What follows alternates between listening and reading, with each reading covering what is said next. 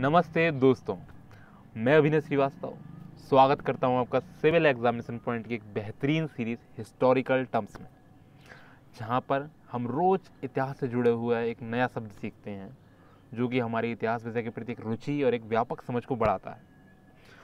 तो प्लीज़ इस सीरीज़ को ज्वाइन कीजिए। रोज़ सुबह 10 बजे सोमवार से शुक्रवार एक नया शब्द आपके लिए हाजिर होता है इस चैनल पर।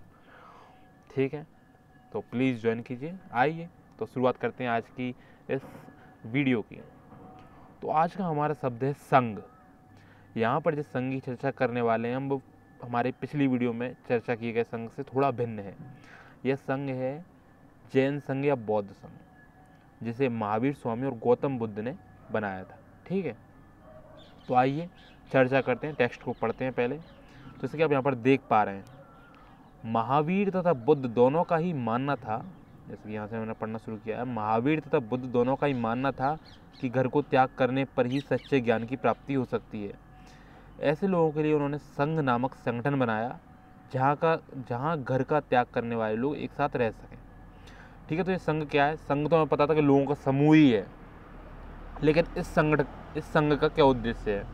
तो महावीर और बुद्ध जो धर्म परिवर्तक हुए हैं, उन्होंने अपने समय पर यह बताया कि अगर आप असली ज्ञान यानी कि जो आप सच्चे ज्ञान की प्राप्ति करना चाहते हैं, वो ब्रह्म वगैरह वाली चीज़ों की, कि हमारे अंदर क्या है ऐसा कुछ, तो उसकी प्राप्ति के लिए आपको घर को त्यागना पड़ेगा, जिससे कि आप कंसंट्रेट हो सकें उस चीज़ पर। तो अब जो घर से त्याग करके आ जाएंगे बहुत सारे लोग, तो उनके लिए उन्होंने एक समूह में रहना बनाया, जिससे कि वो संघ में रह के एक माहौल बनाकर उस ज्ञान की प्राप्ति करने के लिए आगे बढ़ें। तो उसके लिए इन्होंने बनाया संघ। अब आगे पढ़ते हैं। संघ में रहने वाले बौद्ध भिक्षुओं के लिए बनाए गए नियम विनय पिटक। तो ये बौद्ध वालों की बात हो रही है। विनय पिटक करके बौद्ध ग्रंथ है, जिसमें पता चलता है कि विनय पिटक से हमें पता चलता है कि संघ में पुरुष और स्त्रियों के रहने की अलग अलग व्यवस्था थी। सभी व्यक्ति संघ में प्रवेश ले सकते थे। यानी कि देखिए, अब उस संघ और इस संघ में क्या डिफरेंस है। उस संघ की जो बैठकें होती थी, उसमें दास, महिलाएं, कम्मकार और भी जो निचले वर्ग थे समाज के, उनको प्रवेश नहीं दिया जाता था। लेकिन यहाँ पर कोई भी व्यक्ति प्रवेश ले सकता है। बस बात इतनी सी है कि संघ में प्रवेश के लिए सभी लोगों को अनुमति लेनी होगी। मतलब कुछ लोगों को अनुमति लेनी, जैसे बच्चा है, कोई बच्चे हैं तो उनको अपने माता पिता से, दासों को अपने स्वामी से, राजा के यहाँ काम करने वाले लोगों को राजा से, और कर्जदारों को देनदारों से। यानी कि जिसने कोई ने कर्जा ले रखा है तो उसको अपने, जिसको कर्जा देना है, उससे अनुमति लेनी पड़ेगी। और एक स्त्री को उसके लिए अपने पति से अनुमति लेनी होती थी। ठीक है, तो ये सब नियम थे उस समय के हिसाब से, क्योंकि उस समय समाज की जो प्रतियोगिताएं थी उनको एकदम से नकारा नहीं जा सकता था।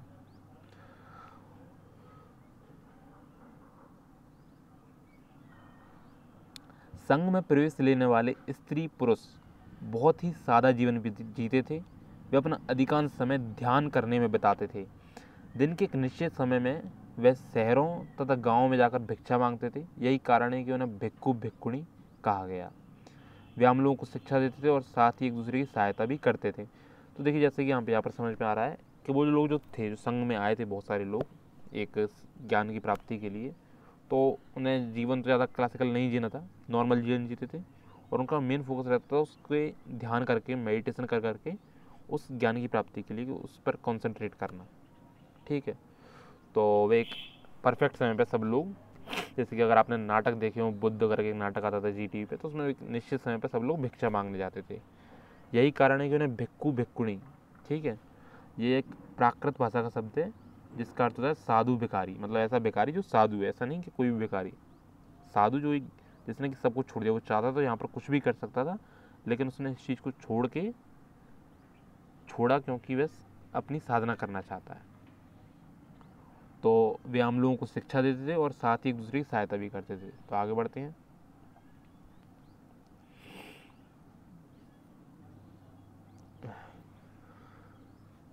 किसी तरह की आपसी लड़ाई का निपटारा करने के लिए प्राय बैठकें भी करते थे। तो ये देखिए, ये एक समानता आ रही है पिछले वाले संघ से।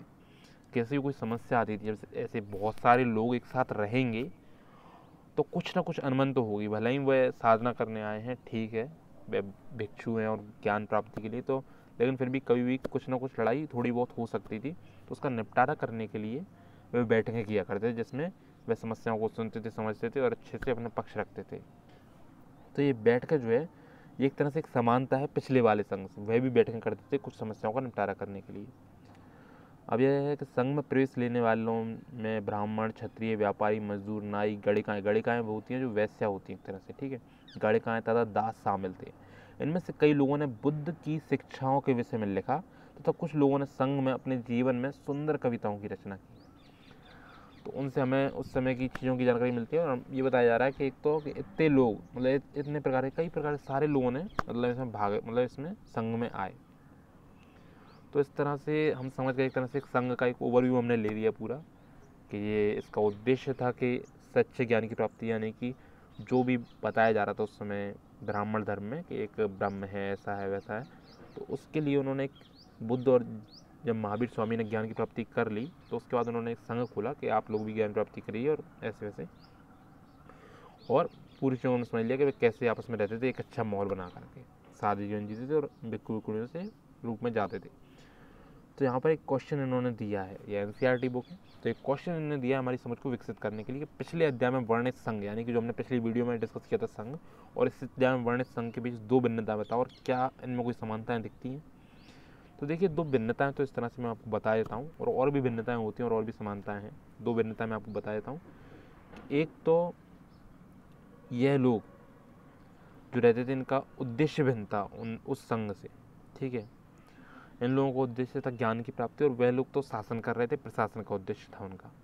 और दूसरा जो भिन्नता आती है वह यह भिन्नता है कि यह एक भिक्षु भिक्षुणियों का समूह था और वह एक राजाओं का समूह था। उसमें केवल उच्च वर्ग के क्षत्रिय वर्ग के ही ज़्यादातर लोग शामिल, मतलब राजा वर्ग के शामिल थे और पुरोहित वगैरह भी शामिल हो जाते थे, लेकिन उसमें निचले वर्ग, समाज के निचले वर्ग को कभी उस संघ में शामिल होने की अनुमति नहीं थी।